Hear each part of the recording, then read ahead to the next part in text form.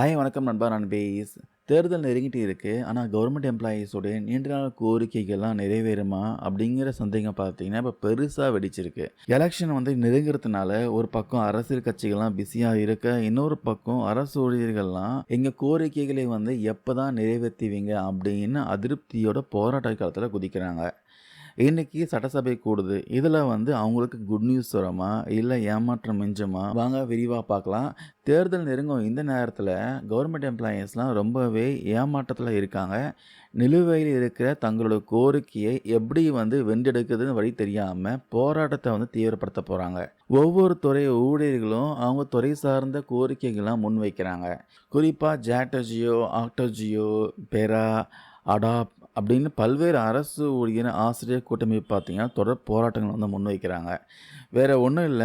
கடந்த 20 வருஷமா நிலுவையில் இருக்கிற ஓல்டு பென்ஷன் ஸ்கீம் இத மீண்டும் அமல்படுத்தணும். அவங்களோட முக்கியமான கோரிக்கையா இருக்கு. ரீசென்ட்டா தான் பார்த்தீங்கன்னா, டாப்ஸ்ன்னு ஒரு பென்ஷன் கொண்டு வந்தாங்க. Tamil Nadu assured pension scheme. ஆனா இதுக்கான டீட்டெயில் அரசாணை இன்னும் வெளியாகாம இருக்கு. இந்த டாப்ஸ் திட்டத்தினால கவர்மெண்ட் எம்ப்ளாயீஸ எப்படியாவது சமாளிக்கலாம்னு பார்த்தாங்க. ஆனா அதுல ஒரு சில சங்கங்கள் பார்த்தீங்கன்னா, சமாளிக்க முடியல. அவங்க முழு அதிருப்தியில இருக்காங்க. அவங்களுக்கு ஓல்டு பென்ஷன் ஸ்கீம் தான் வேணும்னு சொல்லிட்டு இருக்காங்க. இது ஒரு பக்கம் இருக்க, சத்துணவு, அங்கன்வாடி, ஊரக வளர்ச்சித்துறை, வருவாய்த்துறை, நெடுஞ்சாலைத்துறை, கல்வித்துறைன்ட்டு பல துறை ஊழியர்கள் பார்த்தீங்கன்னா, நாளொரு போராட்டம், பொழுதொரு வடிவம் சொல்லிட்டு டெய்லி பார்த்தீங்கன்னா போராடிட்டு இருக்காங்க. சமீபத்தில பார்த்தீங்கன்னா, இந்த ஊரக வளர்ச்சித்துறை ஊழியர்கள் காலவரையற்ற வேலைய தான் பண்ணாங்க.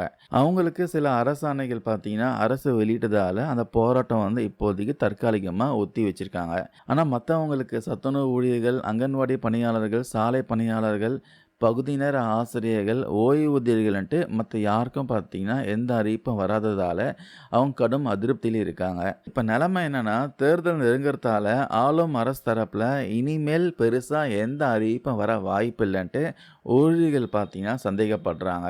எதிர்க்கட்சிகளோ நாங்க ஜெயிச்சா நிறைவேற்றுவோம் வாக்குறுதி கொடுக்குறாங்க. எந்த ஆட்சி வந்தாலும் கோரிக்கைகள்லாம் முழுசா நிறைவேற்றலன்றது தான் இவங்களுடைய ஆதங்கமா இருக்கு. அதனால தேர்தல் அறிவிப்பு வர வரைக்கும் போராடியே தீருவோன்ட்டு முடிவு பண்ணிட்டாங்க போல. இப்ப என்ன நடக்க போகுதுன்னா, இது விஷயமா சத்துணவுத்துறை ஊழியர் சங்கம் தலைவர் என்ன சொல்லியிருக்காருன்னா, இதுவரைக்கும் எந்த அறிவிப்பும் வரல. அதனால இன்னைக்கு நாங்க கருப்பு உடை அணிந்து ஆர்ப்பாட்டம் நடத்த போறோம் சொல்லியிருக்காங்க. பிப்ரவரி 17 இன்னைக்கு பார்த்தீங்கன்னா சட்டசபை கூடுது. அதுலயாச்சும் எங்களுக்கான அறிவிப்பு வெளியாகுமான்னு எதிர்பார்த்து காத்துட்டு இருக்காங்க. ஸோ எலெக்ஷன் டேட்டை அனௌன்ஸ் பண்ணிட்டாங்கன்னா, தேர்தல் நடத்தை விதிகள்லாம் பார்த்தீங்கன்னா அமலுக்கு வந்துரும். அதுக்கப்புறம் எந்த ஒரு அரசு சலுகையும், எந்த ஒரு அனௌன்ஸ்மெண்ட்டும் அறிவிக்க முடியாது. அதனால இன்னைக்கு கூடுற இந்த சட்டசபை கூட்டத்தொடர் தான் பார்த்தீங்கன்னா, கவர்மெண்ட் எம்ப்ளாயீஸ்க்கான கடைசி வாய்ப்புன்னு சொல்லலாம். பழைய ஓய்வூதிய திட்டத்தை அமல்படுத்தினா அரசுக்கு கடுமையான நிதி சுமை ஏற்படும்ன்ட்டு பொருளாதார நிபுணர்கள்லாம் எச்சரிக்கை விடுத்து வராங்க. ஆனா ஊழியர்களோ பார்த்தீங்கன்னா, தங்கள் வாழ்வாதாரம் முக்கியம்னு நினைக்கிறாங்க. இந்த இக்கட்டான சூழல்ல அரசு என்ன முடிவு பண்ணுவாங்க பொறுத்துன்னு தான் பார்க்கணும். அது மட்டும் இல்லாம எம்ப்ளாயீஸ் தரப்பு என்ன சொல்றாங்கன்னா, மகளிர் உரிமை தொகைக்கெல்லாம் பல்கா 6,500 கோடி ரூபாய் ஒதுக்கீடு பண்ணி எல்லாருக்கும் கொடுக்க முடியுது.